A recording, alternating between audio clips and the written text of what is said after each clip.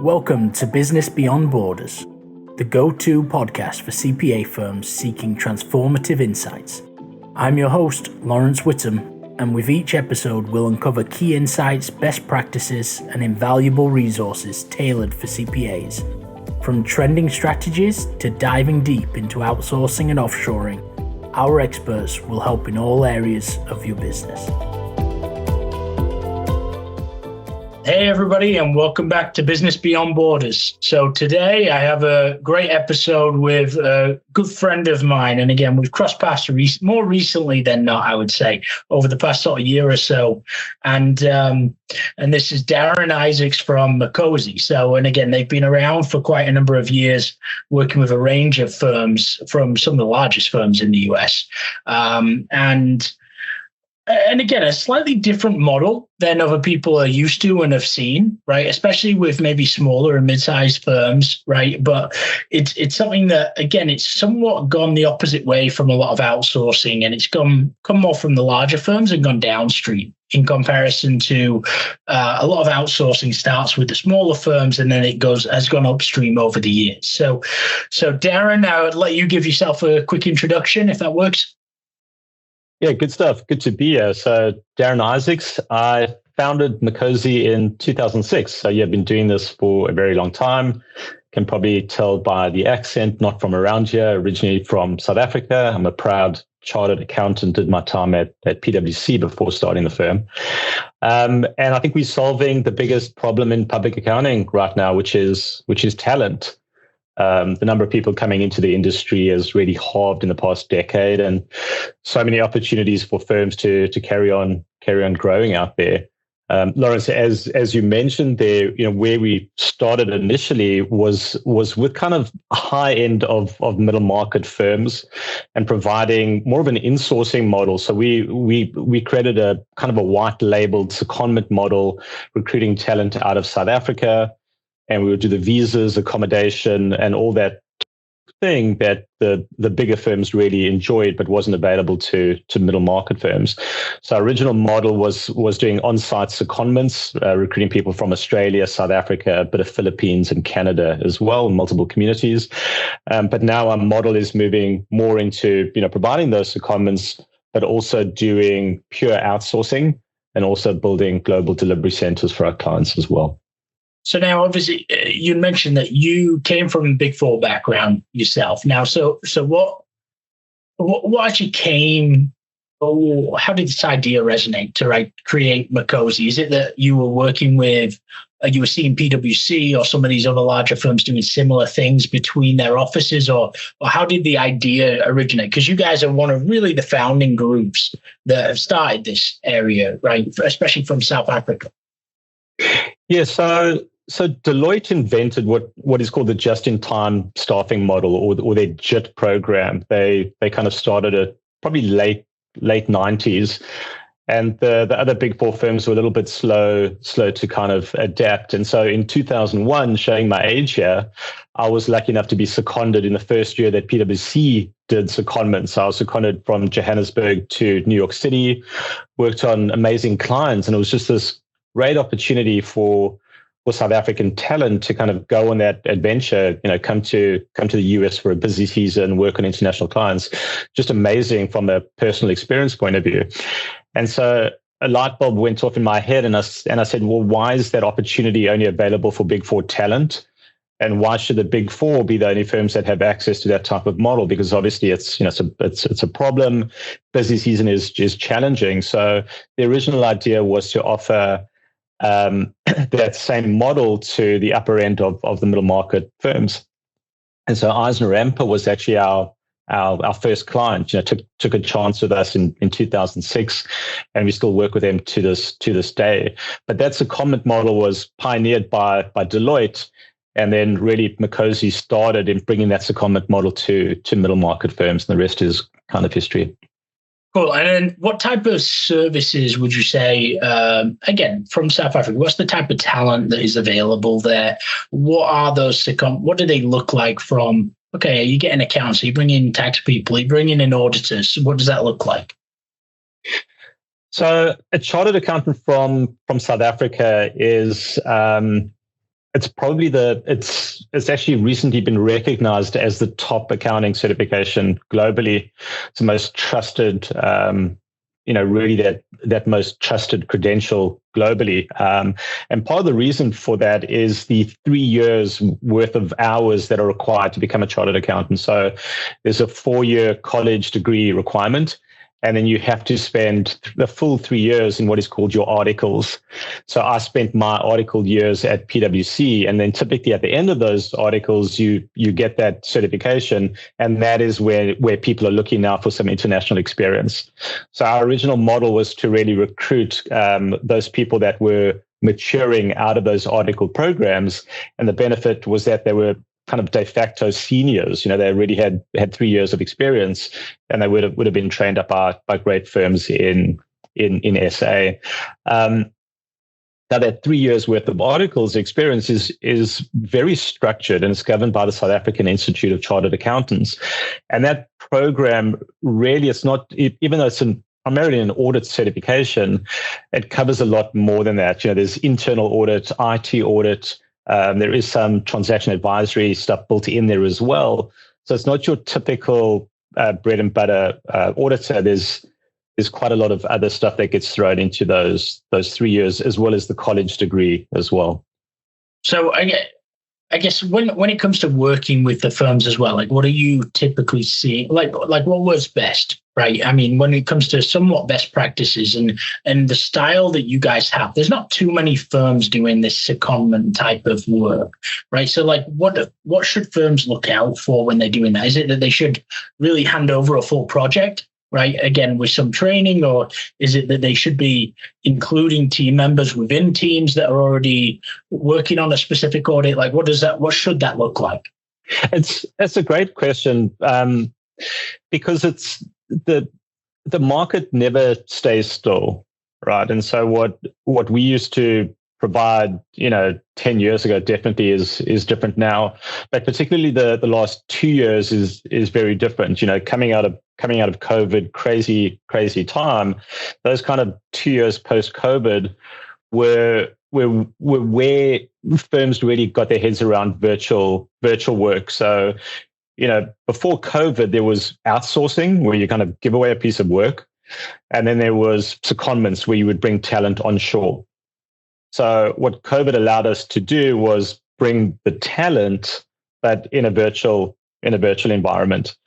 And so our bread and butter was really providing that audit senior. So we would provide seniors, people with 3 to 5 years worth of experience, and they would integrate into our client teams. So if there's an audit going on, requires 3 seniors, a manager and a senior manager, we could supplement that team with most of those audit seniors and potentially a manager as well. But we're seeing more and more needs now for clients to do a lot more pure outsourcing. And so that's where we now have a CICA certified training office. We can really manufacture our own chartered accountants out of South Africa and other regions as well, and we're building global delivery centers too. So more and more of the work is kind of coming into our hands. We're able to produce that end product, particularly around employee benefit plan audits, for example. And one of our main differentiators there is the fact that we embed innovation and technology into our process. So it's not just, we'll apply people and we'll kind of get that end product out. We have continuous improvement built in, a center of excellence to actually automate a lot of the work. And what it does, particularly for middle market firms, is it rationalizes the investment in technology. So I think you're seeing with private equity and some of these other advancements in the industry, a lot of the firms maybe don't have that budget to invest in technology. So they find themselves consolidating into other firms or being bought up by private equity to really get that investment. The benefit with us is that we have the scale, like we do the investment in technology, and our clients get the benefit through, much faster audits and components of audits as well. So I guess what does that take? Because that sounds pretty unique compared to other, and again, outsourcing firms or vendors doing this area, right? Focusing on the staffing area, right? So when it comes to how does that develop from the secondment and or virtual staffing that they're working with you for to looking into the technology aspect, right? Is that normally a beginning stage? Is that, no, let us implement people first, then start looking at the process to then look into the technology elements? Because again, it's not, there's a lot of change management that needs to go on within the firm as well for any type of technology change or implementation. So like, how does that sort of look with you guys? So I think a good kind of framework to use is the digital transformation curve. And it's kind of this curve where you'll spend a lot of time before you actually start getting that benefit. And it kind of really ramps up in a parabola almost. And then it flattens off as you get into that area of diminishing returns. And so it requires a lot of effort to start getting value. And so clients are a little bit during the headlights, almost saying, I don't really want to get started now because it's going to take us so long to kind of reap those rewards. But if you look at brands like BlackBerry and Nokia and Blockbuster, those are all companies, not public accounting firms, companies that had the same kind of dilemma. And so it's really important, we feel, that firms are starting now with digital transformation, even if they're not exactly sure how they want to do it, just get started. And so how we see that working is that when we build out a shared service center, the first thing that we do is we map out that process and we say, well, are the people in that process operating at the top of their certificate level? And I think one of the challenges in the industry is that, seniors and managers are spending, up to 70% of their time doing work that is actually lower than their certificate level. So the first thing we do is we break out that piece of work and say, well, what are the certificate levels? And then channel that level of work to the right people. So that's setting up your production line almost. And then the next thing for us anyway is having a center of excellence set up that is really, people with like stopwatches and clipboards that are saying, well, how do we make that go faster? And let's do A/B testing on a particular piece of that process. And then overlaying what we call the robotic operating model, which is farming for automation opportunities as part of your BAU. So it can't be something where, at the end of the busy season, you say, well, what did we learn? Because you've kind of forgotten all that stuff already. Yeah. So we have you haven't even tracked the things that you needed to track in order to understand. Yeah. It's kind of like doing your timesheet at the end of the month. You don't know what, So we have that embedded. We have a separate team and a separate function embedded into our process that the guys are just doing their work. And we have a dedicated team that is actually looking and watching what is being done there. And that's our investment into technology that, again, our clients don't have to do. Now, when bringing it back a little bit to the people side of it, right, and South Africa specifically, right, where the majority of the talent is that you're using, like, what do firms need to understand, right, from the legal perspective, from the, and again, I know that working with a Makosi, you don't have to think about those things, right, because you guys handle it. But I think just to give an overlay of the land itself, right, because there are also employment of record style type companies. There are all these different options in it. And I want to make sure that people understand that, like, yes, you can go the option of, you can find talent there, you can go and do it. But there are complications when you do that, right? So if you can give a bit of the background of just having employees, having contractors, having people on staff in South Africa, what does that look like for you so that people understand like that level of investment that they would have to make in order to make it worthwhile if they wanted to go that route, right? Wow, that's a great question. So firstly, in terms of the benefits of South Africa is one of the few countries in the world that actually produces more accountants than the country needs. Now, that won't last forever. We're seeing the numbers in South Africa going down, much like most other geographies. But South Africa is still a market with a frothy accounting pool, great brand of Psycha and that type of thing. So it is a pretty frothy market over there. I hope you like my accent. We are well spoken, energetic, hardworking people, and our time zone is roughly the same as Europe. Okay, so great certification, a lot of high quality people, high literacy rates, and that type of thing. So beautiful country to visit as well. The the complications come in a number of different things. Firstly, taxes. South Africa is maniacal about what we call permanent establishment. So if you are operating or generating, even if you're using a contractor in South Africa is going to monitor, well, how much profit did your company make out of using a contractor in South Africa? And you can unknowingly establish what is called permanent establishment. The government in South Africa treats you as if you're operating a business in South Africa. So you have to be really careful. If you want to do this on your own, you will get into trouble from a tax point of view. You'll have the tax authorities coming after you under the permanent establishment rules. Two other important things to be aware of is South Africa is a country that does not have employment at will regulations, much like, just like the US, for example. So if you're employing someone in South Africa, you are kind of getting married to them. It's a long-term commitment.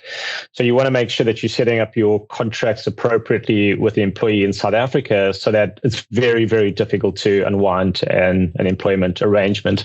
So you just need to bear that in mind. There are risks to hiring. You want to be really sure that you want to hire that person because you will be committed for the long term. So, there's in the US, at least you say hire long, fire quickly. In South Africa, it's kind of like hire extra long so that you can make sure because you can't fire quickly. Yeah. The only other thing to bear in mind is something that is actually I'm proud of in South Africa, something called triple BEE, and that is broad-based Black economic empowerment. So it was a mechanism to really empower the disadvantaged community in South Africa when South Africa came out of the apartheid era. Mm-hmm. So complicated political background, South Africa. So there are metrics and regulations that you as a company need to abide by and have certain levels of people and Black ownership and that type of thing in your firm in South Africa. So I think it's a really good thing. It's been a major empowering force in South Africa, really empowering those that population that was disadvantaged in the apartheid era. But it's something that firms would need to navigate if they intend to set up operations there as well. So really those three things. So really putting regulations around the diversity in the firm is a huge thing over there. Oh yeah, absolutely. And again, I think as a South African, I see it as a real positive, but for a foreign firm investing in South Africa, they might not really care about that, but it is something just to bear in mind and rather have a strategy around that. If that's a requirement in that country, then make the most of it. Say, we're pumping up our diversity numbers, we're doing good things for Africa and that type of thing.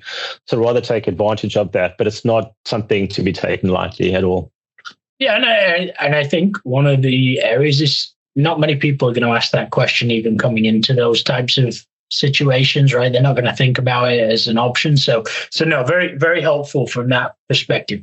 Now, let's dig back into some common challenges that you see firms sort of facing when it comes to, again, working with Makosi over the years, working with other outsourcing firms that you see that, let's say from their side, right? Whether it's the investment, whether it's the communication challenges, like there are different things for different geographies and firms. Like what would you say and highlight as some of those top areas that are challenges that people need to be aware of so they can overcome that before it becomes an obstacle?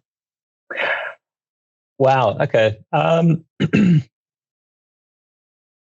think one that we battle with quite a bit with our clients, and I think it's almost a factor of clients need to get out of their own way a little bit, is that if clients have specific methodologies or they have specific ideas about the just hang on one sec. The dog is scratching and I've got something in my throat. So just pause for a second.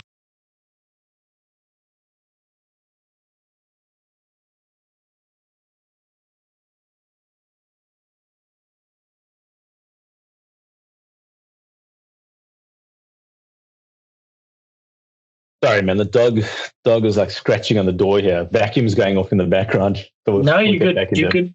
So let's do this. You want me to answer that question or? Yeah. I mean, I would just from like 23 to 24, 20-ish. Okay. So okay. I've just made a note so she can do it. But yeah, if you want to just start that question again, or okay. If you want to answer that, and then what I'll do is I'll cut it accordingly. Okay. Yeah, we'll cut it. So I think challenges that firms often have is their own. They're very precious about their methodology, and I think that they should be. But there is an element to that kind of 80-20 rule. What are the things that are really important from a methodology perspective, and obviously bearing in mind ISQM and that type of thing. But I think that firms often get in their own way in terms of it has to be absolutely perfect before we move forward. And I think what we provide is really that support mechanism. We aren't just handing over people for you to go and manage. We're really a partner with you. We have our engagement management team. Our people might be working on a different time zone. So we have our teams there that are answering technical questions. We have our learning and development group as well that are really skilling our people up. And I'm sure you see it, Lawrence, as well, that other firms will move too quickly and just mess it up, and other firms might just not be willing to move because they have to know every single thing. So establishing that right kind of balance and setting up that governance model to really say that this thing is working or it isn't working. And one of the things there is being really specific around skill sets.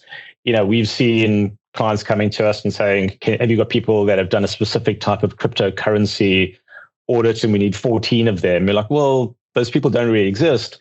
So we can support you. We can get you someone who's 80% of the way, and we can support that person with learning and development. We can really monitor and come up with a solution here instead of having that as a roadblock for us moving forward.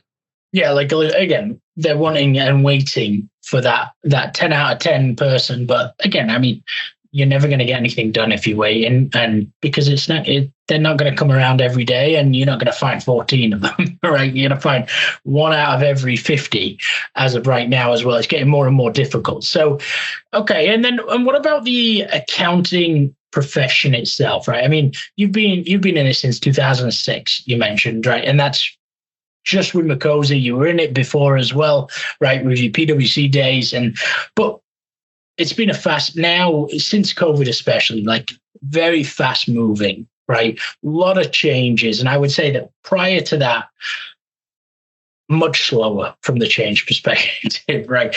And so where do you see the accounting profession going, just even over the next sort of 5 years as well? And again, with all this talk of talent shortages and private equity getting involved, just can you give me a bit of your understanding of what's going on as well?